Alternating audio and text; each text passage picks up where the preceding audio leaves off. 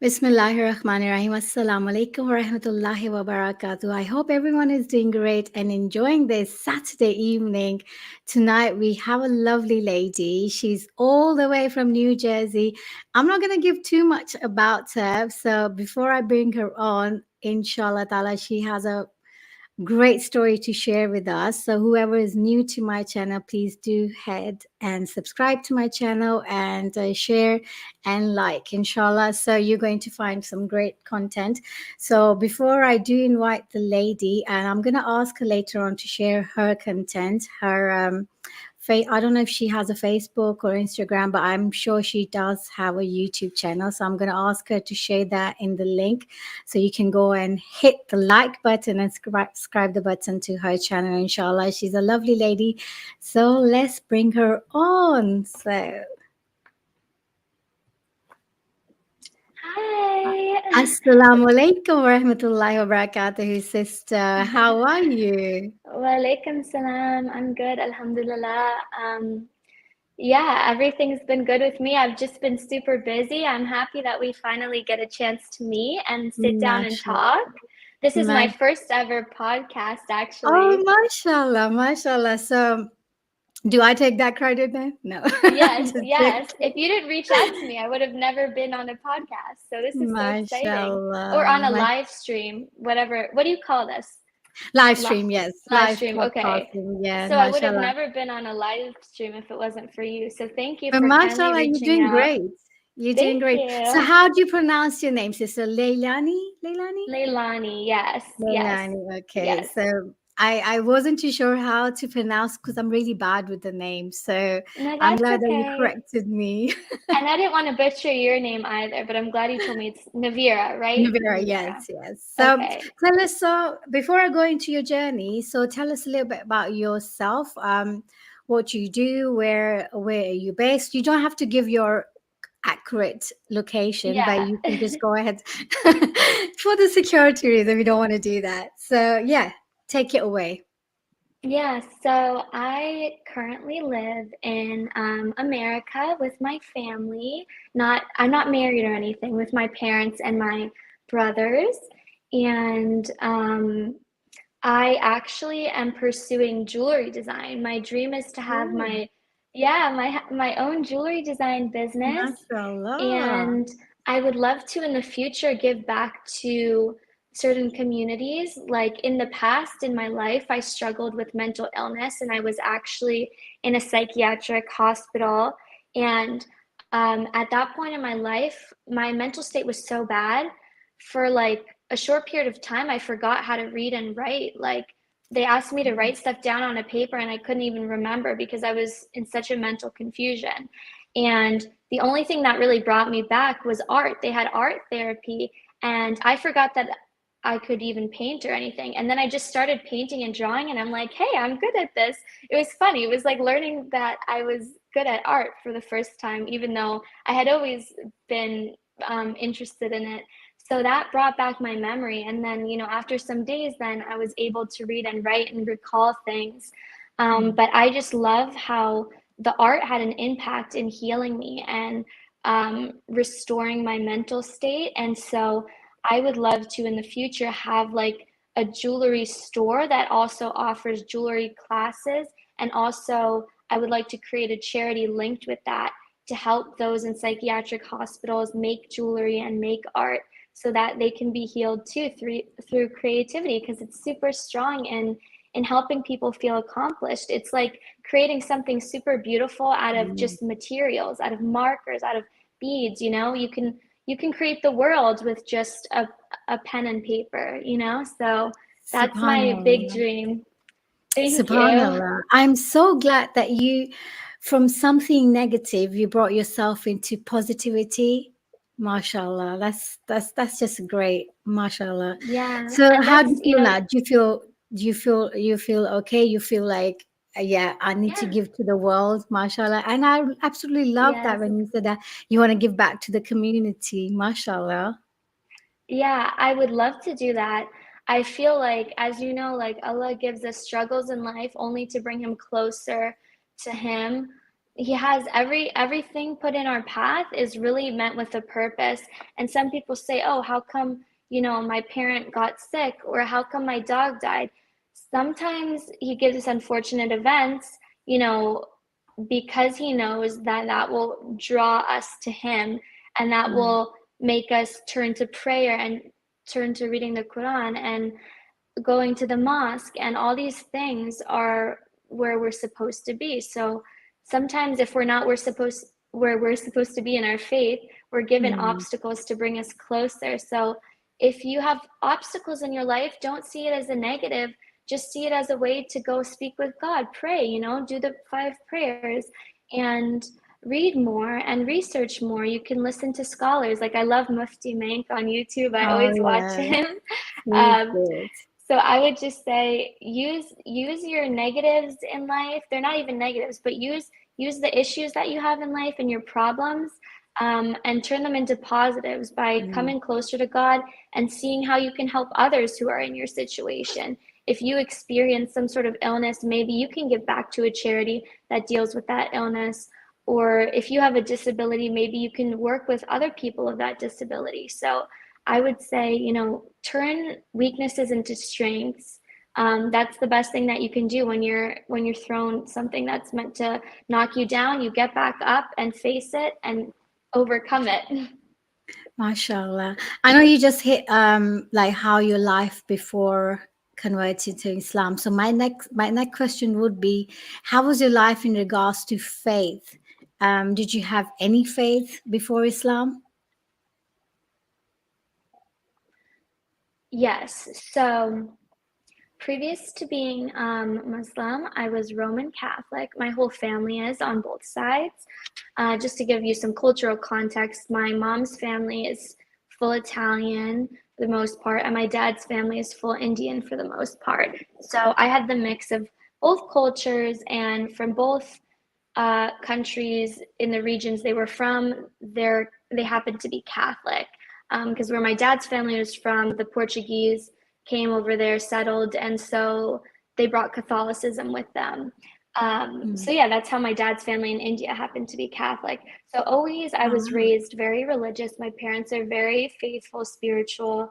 I loved that though. Like, I was always drawn towards God and towards learning more and being inquisitive when it came to faith, because my parents kind of raised me with God at the center of everything. God really dictated our decisions, and I saw how he inspired my parents, and he comforted them, and he was always there for them. And so it made me learn to love God and to also be a faithful Catholic. So before converting to Islam, I was pretty faithful of a Catholic. And then I'll share with you later. I'm sure you have more questions about the conversion of how I slowly drifted towards Islam and drifted away from believing in Catholicism. But yeah, so my mhm. family and my background was always religiously Catholic. I attended church every week. I would pray the rosary. I went to different Bible studies with my school, different youth groups. I was actually in a Bible study to soon lead. It was like a religious study, sorry, to like lead a Bible study. So I was pretty deep into it.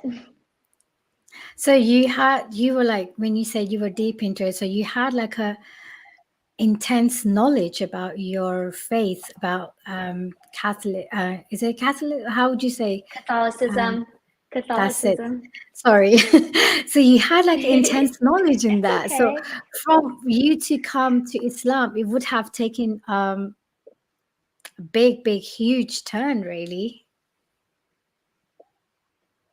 Yeah, it really did. I would say I did have a lot of knowledge.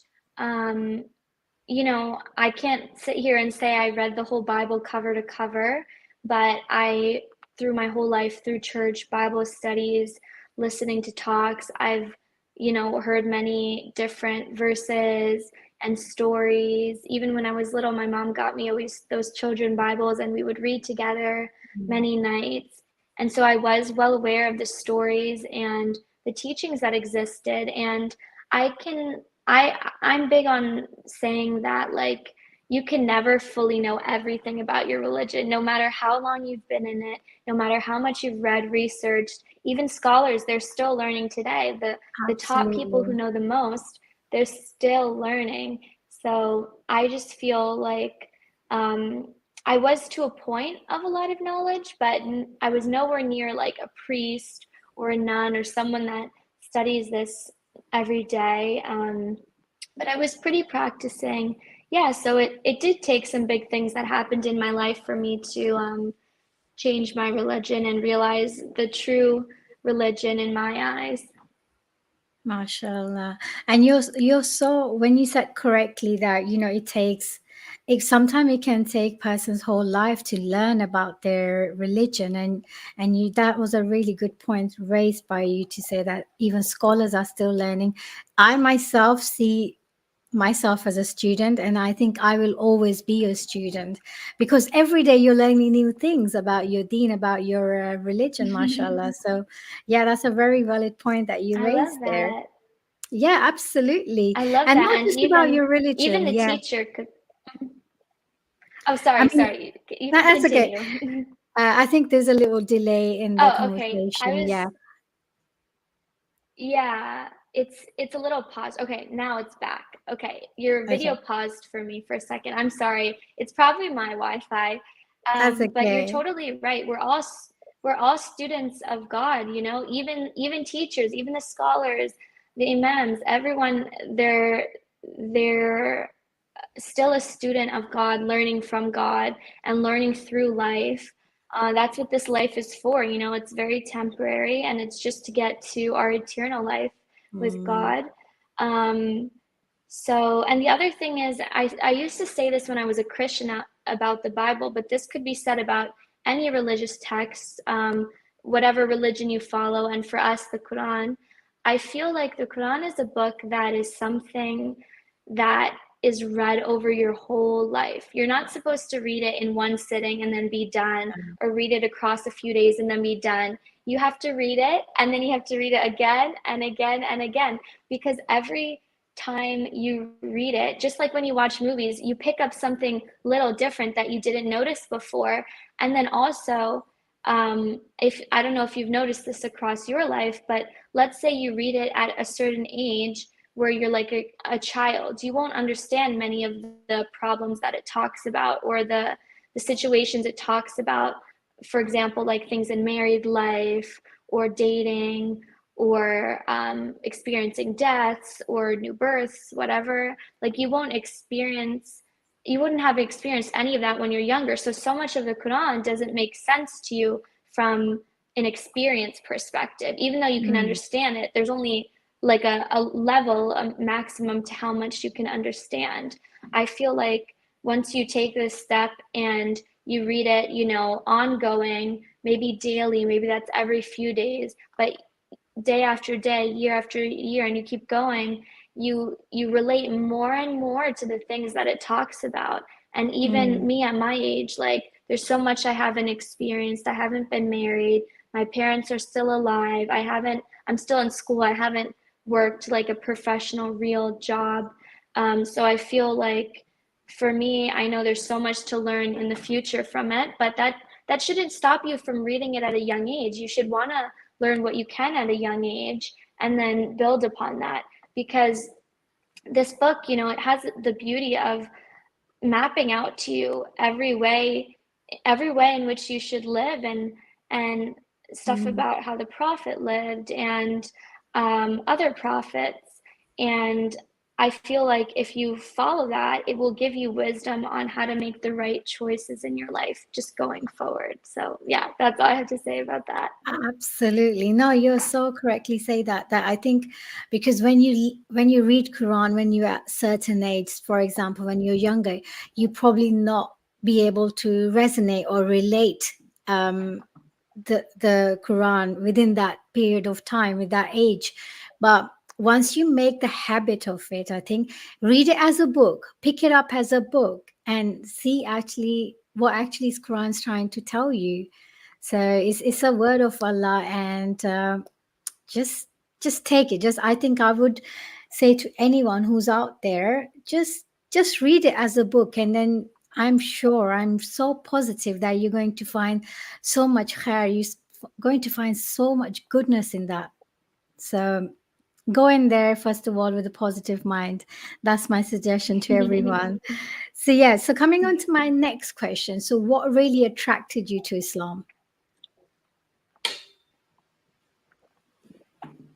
Okay. Do, in this question, are you looking for me to answer like what drew me to convert? You want to hear the story, Mhm. basically, So the yeah, so conversion like story basically what attracted you to Islam before before I Mu'azzin? Yes. converted. Yeah. All right. Okay. So, to be honest, I'm going to be really honest with you. The old Ariana was not attracted by Islam. I actually didn't like what I knew about it because obviously, as you're aware, in the news, in the media, just in general public, Islam is not portrayed in a positive light. Mm, Muslims are seen as terrorists, as immigrants, as dangerous. Like that's a lot of those are just a few terms that people use. Now, there are many people that view it in a good light that aren't Muslim. So this is not everyone, but I'm saying like just in the media, it's really portrayed so badly. And constantly on the news, you hear, oh, there's a terrorist attack here. And people think that like Muslims are terrorists when in reality, Islam is such a peaceful religion that has nothing to do with terrorism, you know? That's someone's own fault and it shouldn't be associated with the whole religion. mm. Um, but so yeah, so at first, the first time I ever learned about Islam, I was in seventh grade. I could remember we had like religion units, so we covered every major world religion, and then we touched about upon Islam, and we watched this movie about this woman and her pilgrimage to Mecca. Like it was just this whole movie about the process. So I remember she had to get, I believe, like she didn't have a husband. I think he died or something. And so she had to get her son to sign for her that she can go travel to Mecca. Um, Mm. and then she also like was talking about how she was packing modest clothes to go there because she didn't wear the hijab regularly. She planned to wear it going forward. And once her pilgrimage started, so she was packing her clothes, and then she ended up going there, and she just like talked about the whole experience and kind of like vlogged a little bit about how it was, like how the sleeping situation was, and the religious experience. And so I thought that was interesting to see that. But while I found it interesting, I also didn't really like it because like I was like, oh, why does this woman have to get men's approval to go places, to go Oh, like travel to okay. Mecca? Yeah, I didn't like that. So I guess from my initial point of learning about it, when I didn't understand Islam, I thought it was oppressive towards women. And I now realize through talking with many different people and listening that Mm, it's completely the opposite. I feel like this is a little biased, but I feel like it's the most empowering religion towards women. It honors women. It treats them as a jewel. You know, their beauty is so precious that not everyone's allowed to see it. Like it's just for her husband and her close family. And I think that that's beautiful. So anyway, mm, to continue on with the story, so that was my first taste of Islam. And so um, I didn't really think anything of it for many years after. I continued through with my education in middle school, high school, and there were little to no Muslims that I knew in my area. And if they were, they weren't really religious. So like I think I saw only like one or two students in my whole high school that wore the hijab. Like it was not a majority at all. It was, yeah, it was a minority of students there. So, and then I feel like when I would see students that were Muslim, like they would always just stand out to me. Like I'd be like, oh, why is she fully covered? Like I didn't get it. I was just looking at that and saying, oh, they must be hot or they're just unnecessarily wearing clothes. Like at that time, I didn't realize the importance of modesty and, the thoughts behind it and the ideology of it. So yeah, so I went through school, and then my senior year of high school in 2020, that's when I my thoughts kind of drifted towards Islam. So at that time, we were learning about Islamic architecture in art history. And actually that art history class that I was in, I started off being a student in the class, and then because I had so many courses I was taking that I some of them I wanted to focus more so on, I decided to like observe the class. So I was like an observing student. That's how it was put kind of in my transcript. I wasn't an actual student. I forget what they call it now. I'm like forgetting the term.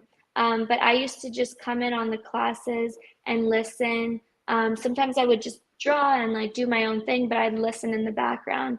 And to be honest with you, I didn't love art history. Like most of it, I kind of snoozed off too. Like I wasn't fully paying attention. But when they talked about like the Muslim architecture and stuff, I was like, oh my gosh, this is just beautiful. Like I couldn't not pay attention because Mm. it was beautiful. It was geometric. It was colorful. It was like so abstract. Like it was to your own interpretation too. You could find what images you saw in it, but there was no clear like people or anything. And now, like recently talking to some Muslims at the mosque, they were telling me, you know, more about why Muslims don't use like idolatry to represent like, let's say, Muhammad or Jesus or Moses. Instead, they just have the stories, and then they have like when they use art, they use geometric shapes. Sorry, let me just get more water. That's fine. So, so we started learning about that, and then at that point, we were actually studying the Kaaba as the structure itself, and Hmm. talking about the whole story behind it and its significance in the Muslim community. And I saw it in a different light. I started to see it in a different light at that point. The first time I had learned about Mecca and that the experience, I didn't have the best opinion on it. But from what I learned about art history and the story behind it, I was like, wow, this is cool. Like the angel Gabriel. I know the angel Gabriel from Catholicism who came to Mary. And so it kind of like linked things for me. And I started getting these really vivid dreams about Islam and specifically about me being a Muslim going on a Ooh. pilgrimage to Mecca. My, yeah, so it was really the first thing that like really stuck in my mind and brought me to the religion were these very vivid dreams. And I'm someone who does remember my dreams, but not to this extent where it's like so vivid I could paint a picture of what I saw. So, yeah, in the dreams, actually, I was wearing a white hijab and abaya and walking through like the crowd. Oh, is it? Sorry, it cut out for like a second, my video. The I video can is hear you bad, fine. and it's probably because of my Wi-Fi. Ah, You can you're hear me back on. fine. Is on You're your back end, on. are the videos okay? I can see you fine, but I Now I'm think back there's on. a Okay, slight delay. good. Yes. Now we're good. Yeah, We're I'm good. so sorry about that. I think That's it's because okay.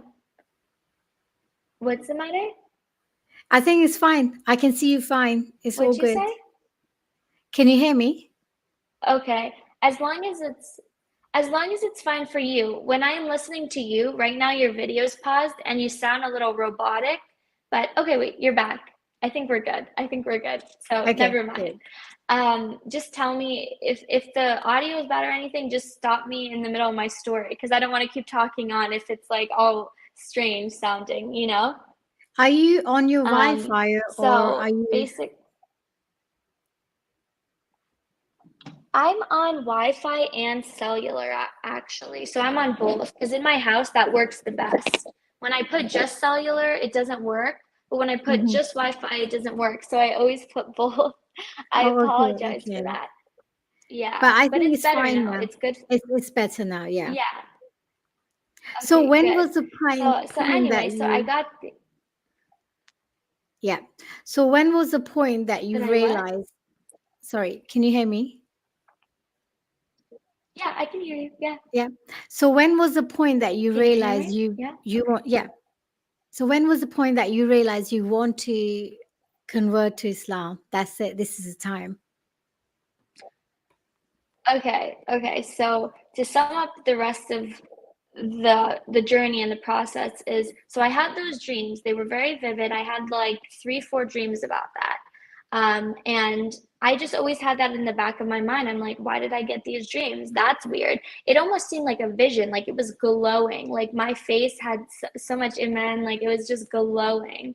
Um, and it was almost like, people when they have like images of heaven, how heaven's just glowing. That's the glow that I felt. And so then months later, during COVID, people were getting into different hobbies. I started getting really into world music, even more so than I was before. And specifically, I discovered Arab music and I had a love for it. And so I got really deeply involved into learning about the culture. And I would watch a lot of different influencers on TikTok, Instagram, YouTube. And so a lot of these influencers happen to be Muslim as well. So then through watching them, I was learning about their faith, and they were telling me, not telling me, but telling their viewers about Islam and their traditions, the practices. And I learned the truth about the religion. Always before, I had seen it as negative and violent and like maybe evil or just wrong. Like I didn't have I didn't have a good opinion of it. But seeing the way that they talked about it, I saw that this is where true peace lies, and this is the truth. When they were speaking to me or speaking to their viewers, it felt as if someone was telling me like the beliefs that I had that I didn't know that I had. When they're talking about wearing the hijab and why they wear it, I'm like, oh my gosh, I agree with everything they're saying. I I don't wear a hijab, but I agree with that. When they're talking about halal dating, I I was like, oh my gosh, yes, I agree that marriages should be more so arranged, or dating should be, well, not dating, but matchmaking should be with serious intent Mm. for marriage. And everything that they were saying was like hitting the nail on the head. And I was like, that's the truth. Like this religion. So my opinion of it shifted from something that was seeing it as false to seeing it as something that was true. And so now I always associated Islam with the truth. And so it all just came down on me visiting the mosque, and seeing how I liked it. And so I had a best friend at the time, and she was Muslim. She actually, I'm not going to talk to you too much about the little details of the story because I don't want to make it so long, but I had had a few different friends that were Muslim, her being maybe the most influential in teaching me about the religion. And when she taught me, it was never from a point of, oh, you should convert, you should come with me to the mosque. She never asked me to come. That's the thing. I'm the one that was always begging her. I was Yeah. saying, please, when can we go to the mosque? Like I just want to go and I want to experience it, and maybe I'll convert. But I was always saying maybe I'll convert, but I never actually thought I would convert. Like I never fully pictured it because it was like I was so religious Catholic and from this religious family that like to me converting seemed like something that wasn't necessarily possible or something that wasn't gonna happen per se. But I still had such a deep respect for the religion and its Mm. beauty and its truth. And so one day, which was, oh my gosh, I forget the date. I can't believe I forget the date, but it was about a week or two. I want to say it was 2 weeks before my Shahada in Okay. April during this Ramadan. I went to the mosque with my best friend and a few others, and you know, it was just awesome. So the first the first moment we walked through the door, went up the stairs, took off our shoes. I knew that Muslims take off their shoes when they pray, so none of that was a shock. And then I actually had my phone like, and I pressed film because I wanted to have my first experience of walking into a mosque on camera. I don't know why. I didn't Mm. film me and my reaction. I just filmed the scenery because I wanted to like be able to relive that moment. So I walked in the door right behind my best friend, and she was just like, just follow me, just follow what I do, whatever. And I was like, okay. So we walk in, and to be honest with you, in the initial moment, I was a little bit disappointed because but my opinion changed, but I was disappointed because the room was very plain. Like I'm used to churches that are highly decorative, with these ornate details, colorful stained glass windows, statues, like designs with the stones. So I was used to a lot of decor in religious places of religious worship. I know not every church is like that, but majority of Catholic churches have a lot of art and detailing.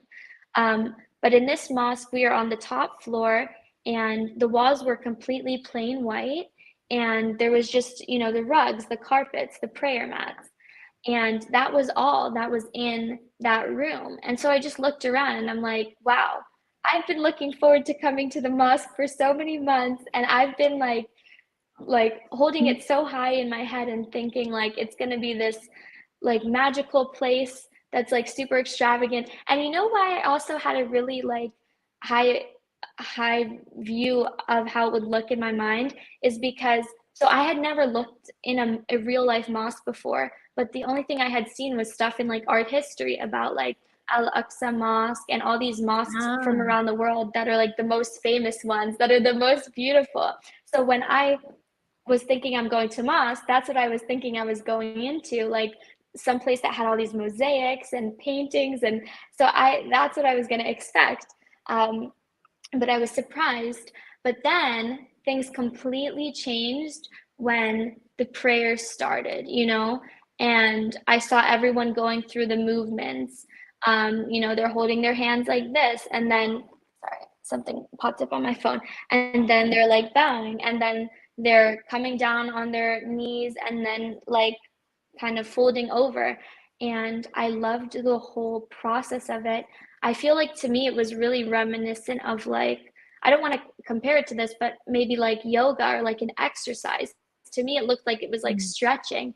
And I thought it was so cool how your body was so involved and so active while you were praying. See, like in the way I was used to praying, Catholics, we pray like this and we just, or like this, and we just kind of sit there, and it doesn't seem like your whole body's involved. And I really loved how in Islam, like your whole body, your whole soul, your whole spirit is involved in the act of praying. And it's like you're not just sitting there falling asleep while praying, getting bored, reciting something without any action. You're moving nonstop. And just when you bow down, you think you get to rest. No, you got to stand back up, and it goes again and again. But I really love it. And I then have researched since, and heard that there's so many health benefits to the way that Muslims pray. It's so good for your blood flow and circulation and your heart health and just everything overall. I mean, I don't want to talk long about it because it's just on the internet. Just look it up. But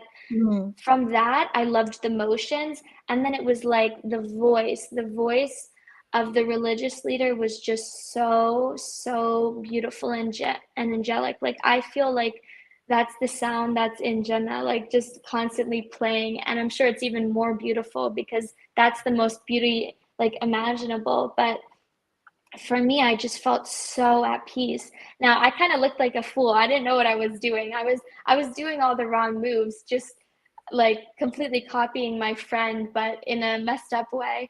So like I would to the people there, like don't mind me. I wasn't doing stuff right per se, but I was trying my best and I was loving the experience. I loved what I was hearing, what I was seeing. And it was funny. I looked over at my best friend, and she was Moroccan, so she speaks Darija, and I'm like, how the heck is this girl like reciting? Well, she was like mouthing it, so she wasn't saying it out loud, but I'm like, how the heck Mm. is she saying all these prayers in Arabic if like if her dialect is just so different? Like I was like kind of fascinated by her that she was able to memorize all this for like so long.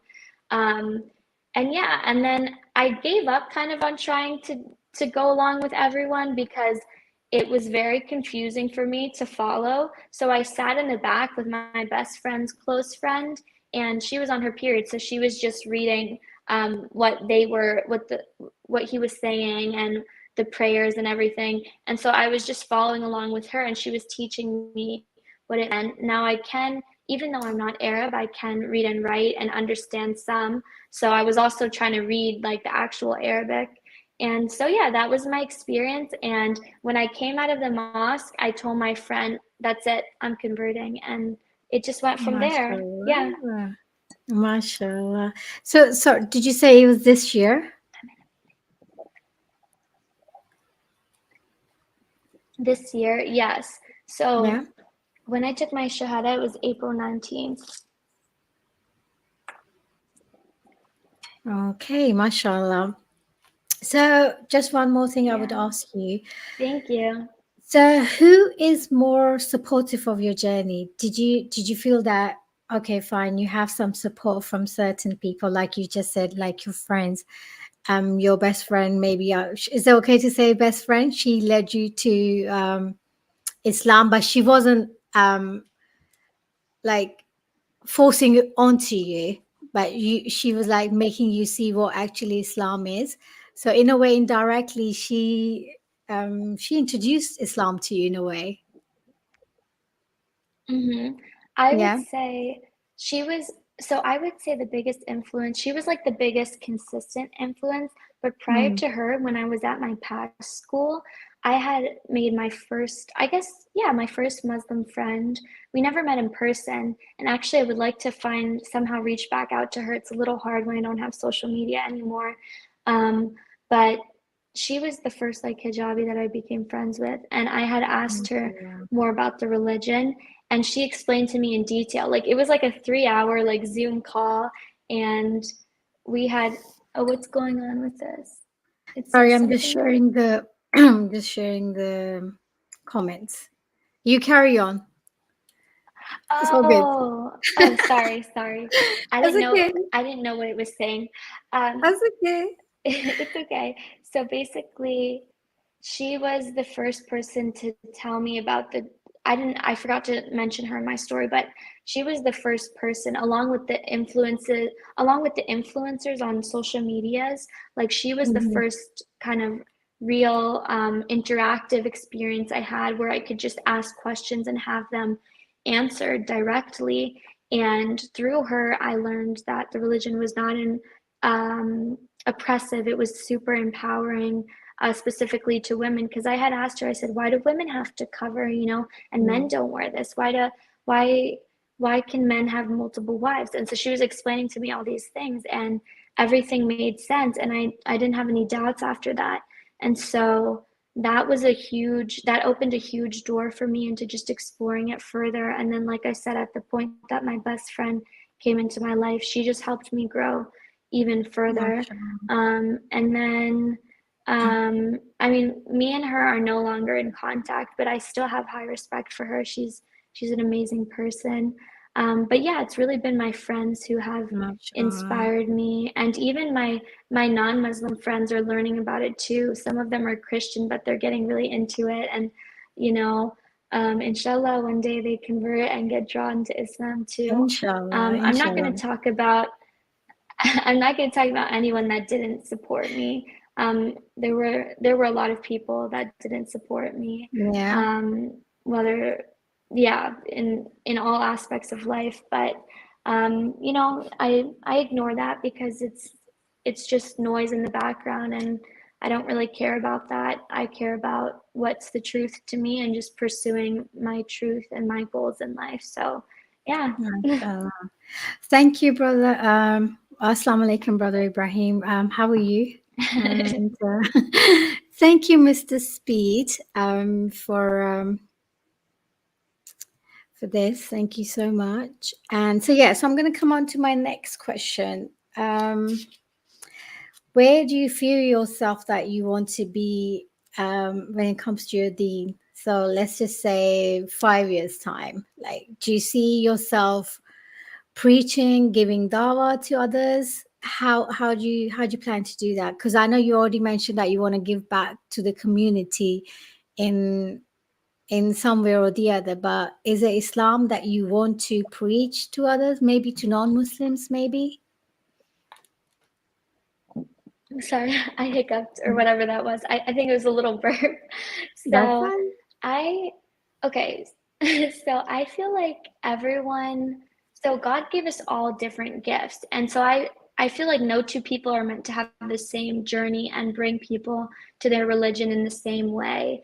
And so I feel like the best way I can bring people to the religion is through my gifts. As I mentioned before, like I see myself healing people and bringing them closer to God through jewelry and through creative outlets.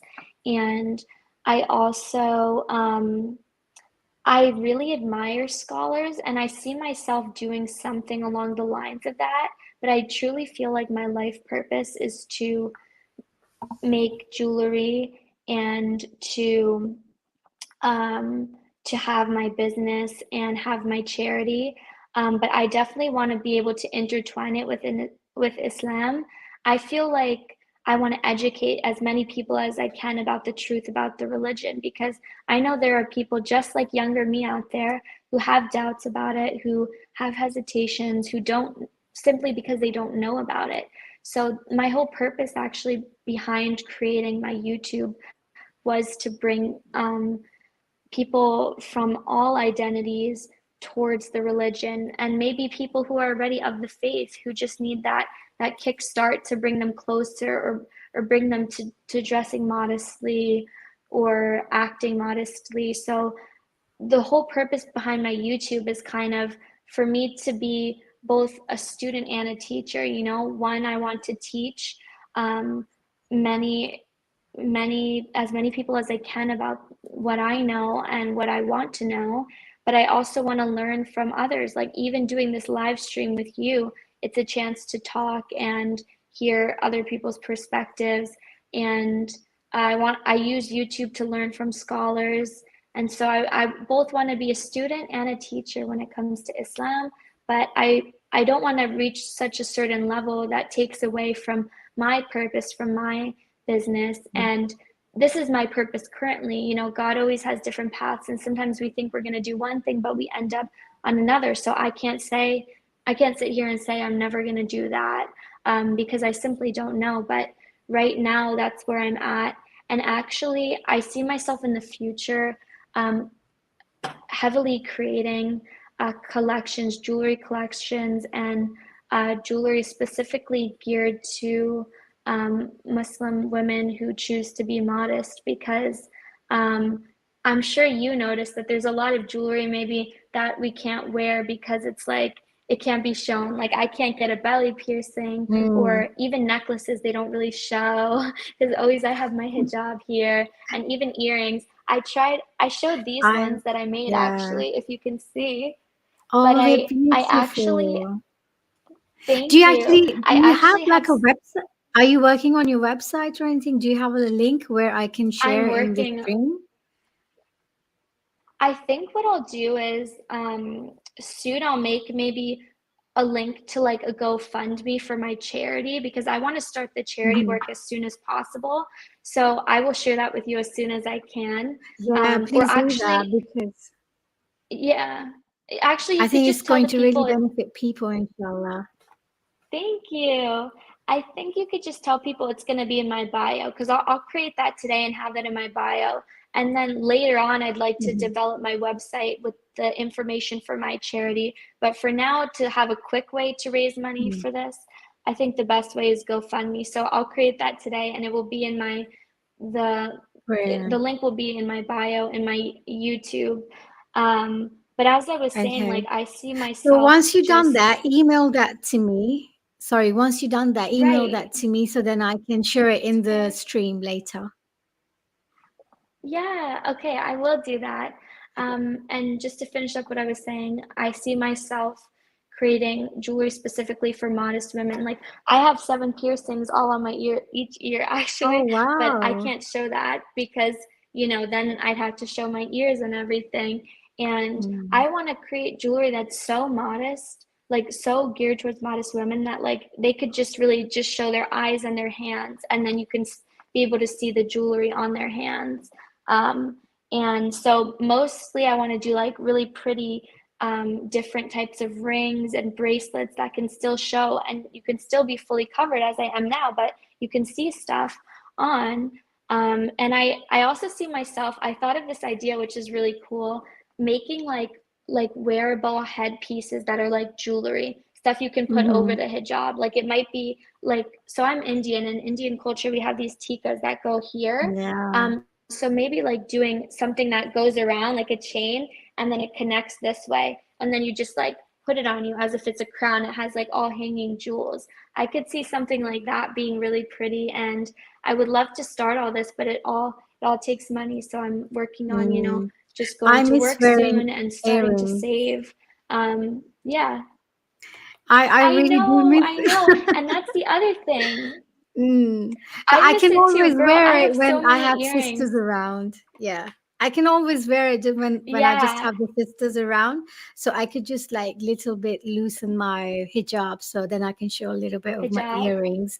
Yeah, but other Actually, than you're that, in luck. So yeah, other than that, no. So I have this yeah. idea to make like I have to like think of the design as a whole, what actually would be the best, the most functional and comfortable and stuff. But I'm thinking to do something with like magnets, like a magnetic earring that you can, or like something with a clip that you can clip onto your hijab. Maybe it's just like Mm, this earring bottom. It doesn't have the hook. It's like on a clip, and then you clip it, and you have them on either side.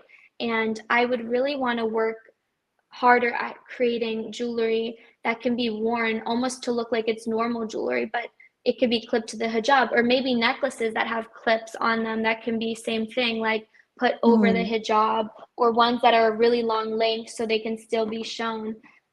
Because that's the thing to me. That's like the worst part about the wearing the hijab. As much as I love it, it's just like it covers all my jewelry, and I don't like that because I'm such a jewelry girl. I would say what you can do is create amazing hijab pins. That would be a great thing for you Yeah, to do. decorative. Like, Like, so you I've think got some decorative magnet ones? ones. Yeah, I've seen the magnet ones. I use the magnet ones sometimes. So I think that will be a really great venture for you. Yeah, I don't know if you can see, I have like it's like blingy kind Oh of. It has yeah, like little yeah. I've crystals got on it. I similar have a little things. Yeah, magnet. I like it's it. so easy. You I don't love have to it. pin it. It's so I'm trying to easy, so adjust you it. don't ruin your job. Yeah. I So know. I don't think we have. I know, because I'm Yeah. always scared that like I'm gonna bleed or something. So I would What were you say, saying? what are your? Sorry, I know there's a little delay in the conversation in the stream. So what would you It's all say? right. What advice would you give to new reverts or people who want to come into Islam? What would you say to them?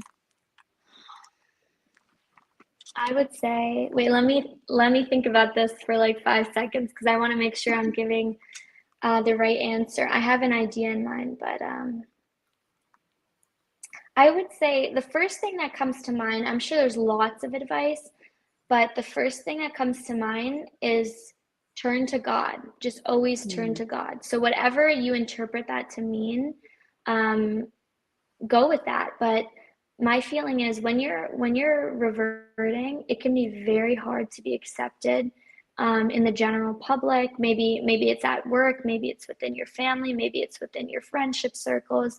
So I feel like the best thing you can do is just understand that God is always there for you.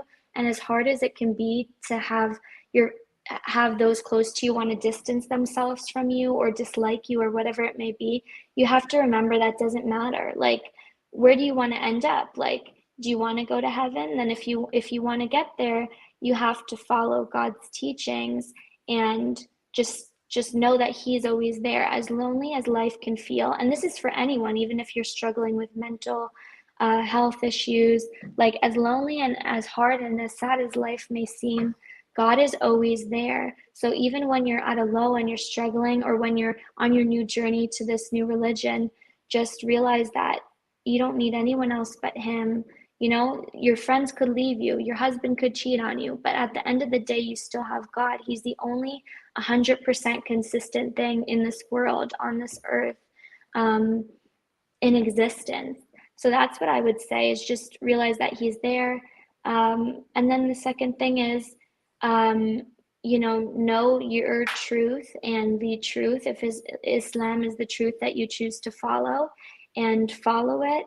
And part of that is just read the Quran. You're not going to learn anything if you don't seek to find mm, knowledge. And if you're not a reader, that's okay. That's why there's scholars that do videos, and there's movies, and there's podcasts. Like, your channel too can be very influential. So thank I feel like, you. you know what, if you don't like reading, you can listen to audio versions of it or Mhm. scholars. So that's what I would suggest, is So one, just trust God, know that He's always there. And two, do your research, and that will help expand your knowledge as much as it can. Mashallah. It's such a great advice that you just given. Like, I mean, for example, you just said at the end of the day, Allah subhanahu wa ta'ala is always going to be there with you no matter what. I mean, even if you have loads of friends around you, they might leave you at a certain point. They might have a Mm-hmm. busy life. They might have a busy, you know, things that they might not be available to listen to you. But Allah subhanahu wa ta'ala is always there. And the best part is that you don't have to make an appointment with him. He's your direct link. So you can talk to him Yeah. anytime. So He's yeah, like the you don't have, therapist that's there 27, yeah. 24/7, you know? That's it. So you don't have to text him. You don't have to ask Yeah, for an appointment. I agree. So yeah, mashallah, such a great piece of advice. I'm sure That's what I people out love. there are.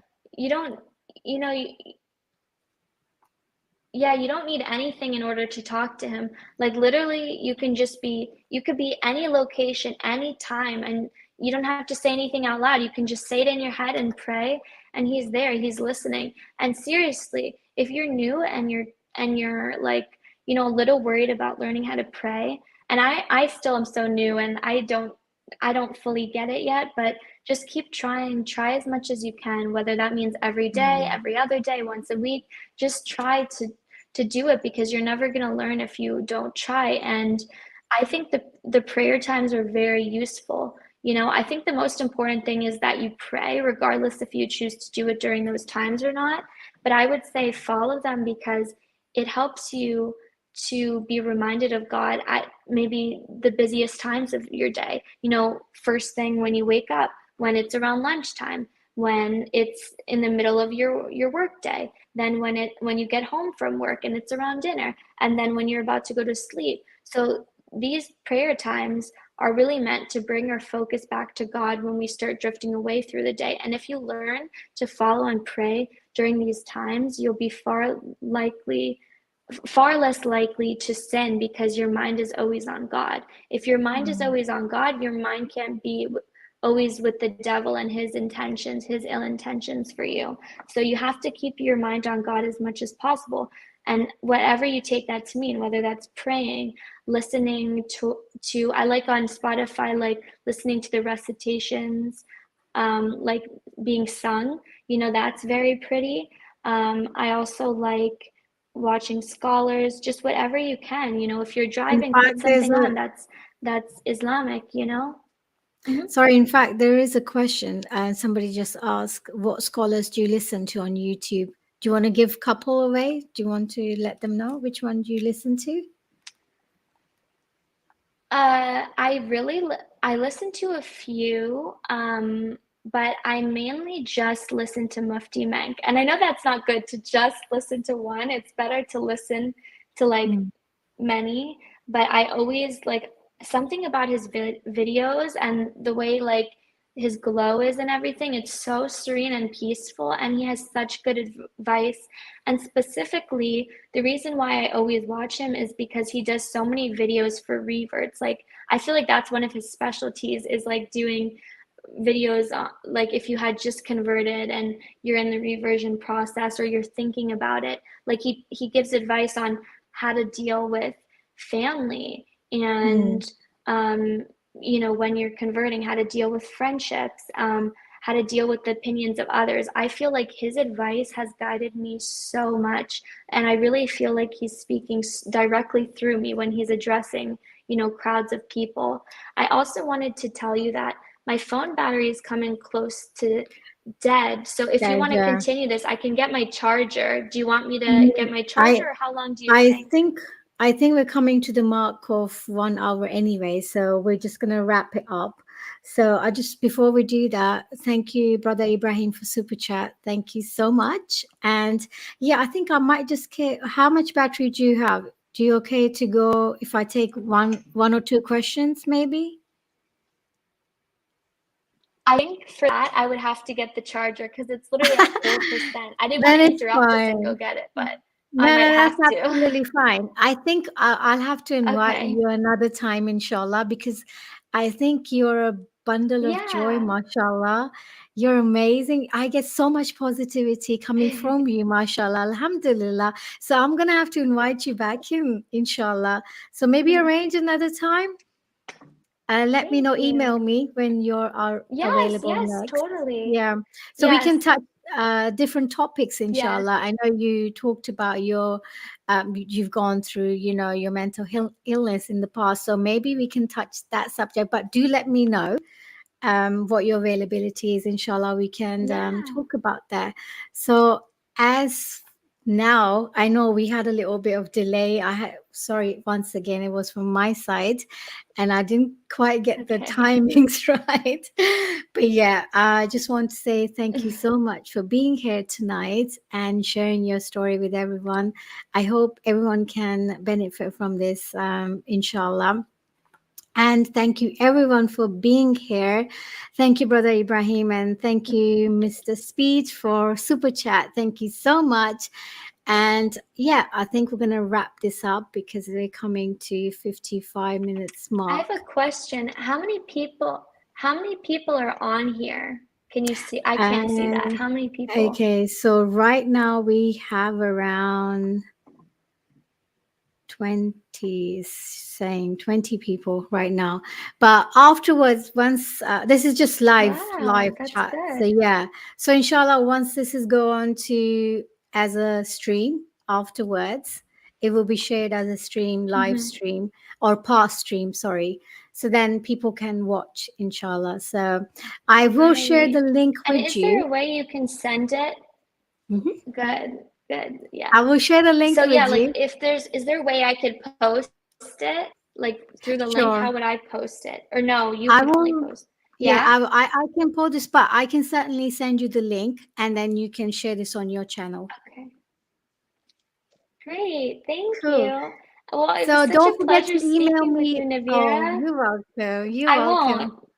I Good, good, won't. I'll email you right after this. brilliant. So I'm gonna take everyone's leave. Okay, so So that's it, yeah, right? that's it. Thank you, everyone, for being here, watching me tonight, and watching a lovely sister here. So I'm gonna take everyone's leaves. Assalamu alaikum wa rahmatullahi wa barakatuhu. Bye.